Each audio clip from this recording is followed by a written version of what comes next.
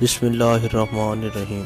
تمام تر تعریفیں اللہ کے لیے اور تمام تر درود و سلام محمد و آل محمد کے لیے۔ جب اللہ کے نبی داؤد علیہ السلام کے وارث سلیمان نبی ہوئے تو اللہ کے دربار میں دعا مانگنے لگے کہ اے اللہ، مجھے وہ مرتبہ عطا کر جو مجھ سے پہلے نہ کسی کو ملا ہو اور نہ میرے بعد کسی کو ملے۔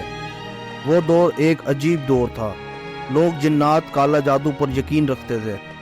اللہ نے چرند پرند، ہوا، جنات کو اپنے نبی سلیمان علیہ السلام کے ماتحت کر دیا۔ اللہ کے نبی حضرت سلیمان جہاں بھی کفر، نفرت اور انسانوں پر ظلم کو دیکھتے تو آپ اپنے معجزات دکھاتے تھے۔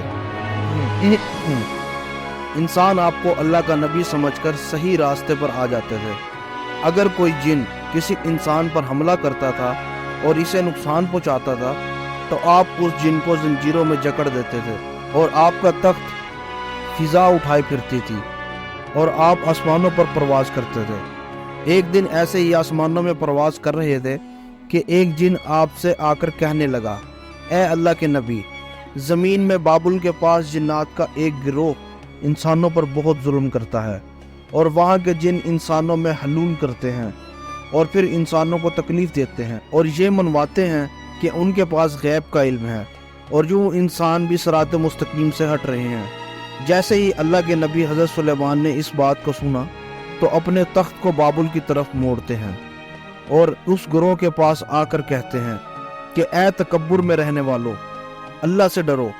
وہ جنات کا گروہ جو حضرت سلیمان کی طاقت سے ناواقف تھا، اس میں سے ایک جن لعاب کہنے لگا کہ ہم کسی سے نہیں ڈرتے، ہم اپنی مرضی چلاتے ہیں۔ اور اسی قبائل کے کچھ جن حضرت سلیمان علیہ السلام کے تخت کے چاروں طرف آ جاتے ہیں اور کہتے ہیں، اگر تو واقعی سچا ہے تو ہمیں قید کر کے دکھا۔